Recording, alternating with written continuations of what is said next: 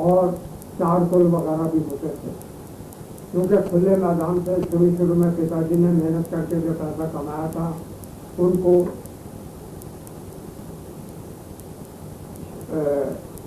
वरांडों में रखा, ताकि जो चीज़ें गीली होकर ख़राब होने वाली थी, जैसे लकड़ी का कोयला भीग जाए तो जलता नहीं, उसको शेड में रखते थे। बाकी जो हार्ड को, सॉफ्ट को, स्टीम को था, उसका पानी में कुछ नहीं बिगड़ता, उन्होंने वो खुले मैदानों में रखा हुआ था। और आज भी वो बोर्ड और वो फोटो जो कि मेरे पिताजी ने उस वक्त कपूर कोल डिपो के नाम से कायम की, वो फोटो भी मेरे पास मौजूद हैं। उसमें मेरे बड़े भाई मिस्टर राजेंद्र लाल कपूर उनकी गोद में है ना। मैं वो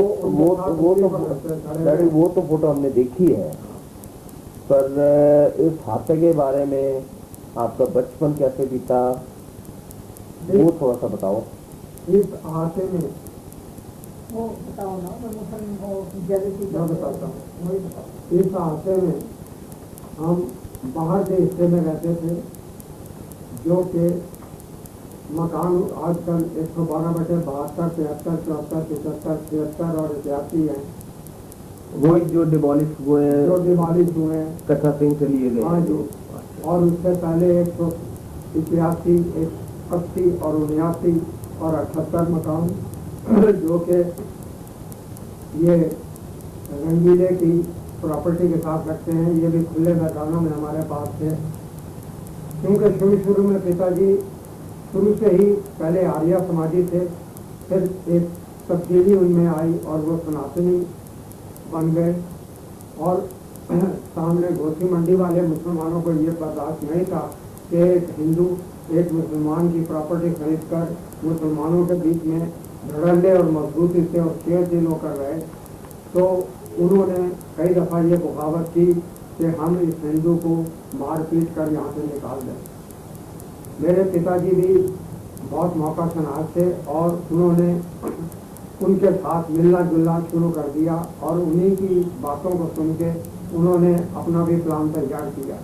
ये मकान के आगे जो नाली आजकल चलती है गंदे पानी की, उस वक्त ये 1.5-2.5 फुट की नाली होती थी।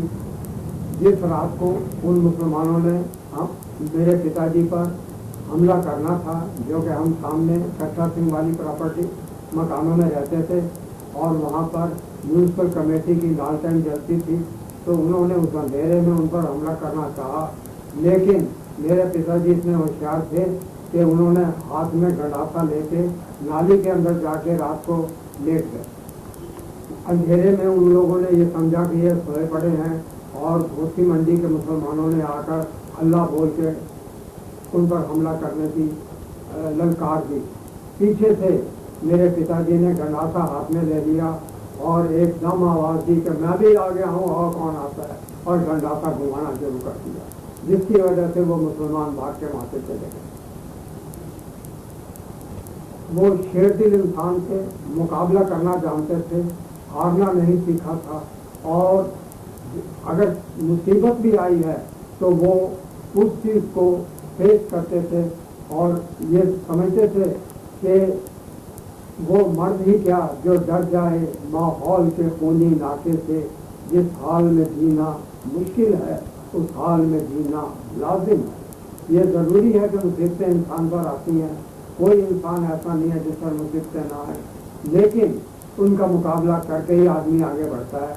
और आदमी मुसीबतें आने के बाद ही सुरखरू होता है, आगे बढ़ता है, कामयाब होता है।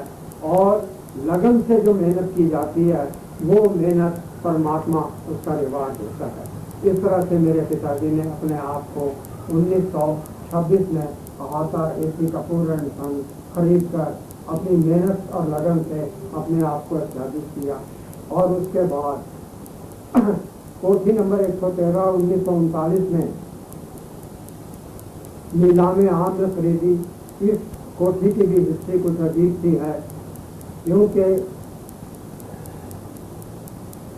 बहुत अर्सा पहले की बात है कि पंडित बशेश्वर नाथ सहारनपुर वाले, उन्होंने AR शार्प को, जो कि रेलवे गार्ड होता था, कर्जा दिया। वो रेलवे गार्ड क्योंकि क्रिश्चियन था, शराबें वगैरह पीते थे, ऐश करते थे, कर्जा चुका ना सका। बशेश्वर नाथ ने उन पर दावा करके डिग्री हासिल कर ली तुर्की की।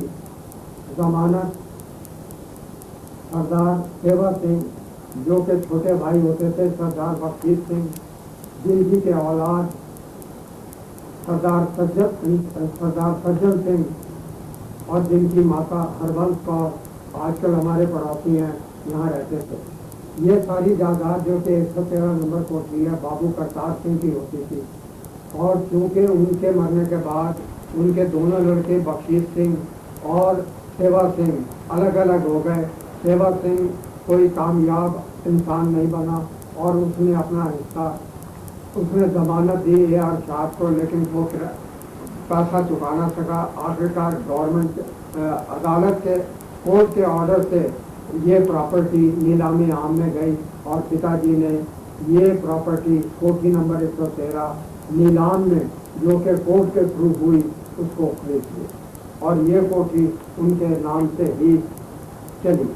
अब इस वजह से, क्योंकि हमारे पिताजी की प्रॉपर्टी, उन्होंने शौक था कि मैं जगह जगह प्रॉपर्टी क्रिएट करूं।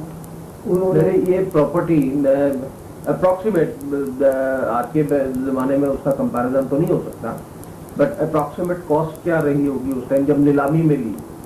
नीलामी में तो यह है कि बोली लगती थी, वो मुझे एग्जैक्ट अमाउंट याद नहीं, लेकिन अगर कागजात निकाल के देखे जाएं तो वो रकम भी मालूम हो सकती है, जिसकी कीमतें मैंने आपको ऑलरेडी दे रखी हैं। और वो कोठी नंबर 113 की फुल हिस्ट्री आपको मैंने रिकॉर्ड करके दी हुई है, जिसमें के कैसे ये चीज़ बनी, कैसे हुई, क्या कुछ हुआ, कैसे नीलामी हुई, फिर कैसे उन्होंने बख्शीश सिंह, जो कि उसका दूसरा लड़का ठेकेदार था, उससे भी ये उसका हिस्सा खरीद लिया। और ये सालन कोठी, जो कि किसी वक्त बाबू करतार सिंह की होती थी, और उनके दोनों लड़के कर्जई होने की वजह से उन मजबूर थे कि उन्होंने ये अपनी जायदाद अपने कर्जे को चुकाने के लिए, कितने में वो मुझे एग्जैक्ट अमाउंट याद नहीं है, लेकिन वो कागजों में लिखी हुई है और वो कागज इनको पहले ही मैंने दिए। ये कोठी 1939 में खरीदी थी। फिर इस कोठी में 1939 में हमारे पिताजी ने जो अहाता 112/72-73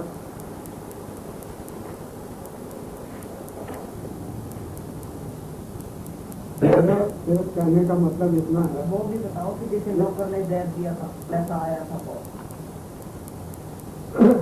कि मेरे पिताजी कभी हिम्मत नहीं हारते थे, बुलंद हौसला था। और इसी हौसले की वजह से और अपने इष्ट देव में पूरा विश्वास रखने की वजह से वो आगे ही बढ़ते चले जाते थे। ऐसा भी उनकी जिंदगी में ऐसा वाक़ा आया कि एक दफ़ा दशहरे के मौके के ऊपर, जबकि वो काफ़ी सेल हो चुकी थी और कोयले की गाड़ियाँ थोक में बिकी थी, उस वक़्त उन लोगों ने, नौकरों ने ये कहा कि भाई बहुत पैसा आया है, दशहरे का दिन है। तो बाकी लोग तो नौकर जो थे वो दशहरा वगैरह देखने चले गए, लेकिन पिताजी गाड़ी पर थे। उस दिन जो डोमेस्टिक असिस्टेंट थे, जो नौकर घर में काम करते थे, उन्होंने ये साजिश की कि हम पिताजी को जहर देते और उनका सारा माल लूट के चले जाएं। उस साजिश के मुताबिक उन्होंने आटे में धतूरा मिलाया और धतूरे वाली रोटी पिताजी को सर्व की। नशा तो चढ़ नहीं था, क्योंकि मेरा पिताजी कोई शराब, कोई मीट मच्छी किसी चीज़ के आदी नहीं थे, कोई सिगरेट पान बीड़ी नहीं पीते थे, बहुत सादा जीवन था, लेकिन अपने इष्ट देव पर पूरा विश्वास रखते थे। जिस वक्त उन्होंने उनको वो रोटी चूरे वाली खिलाई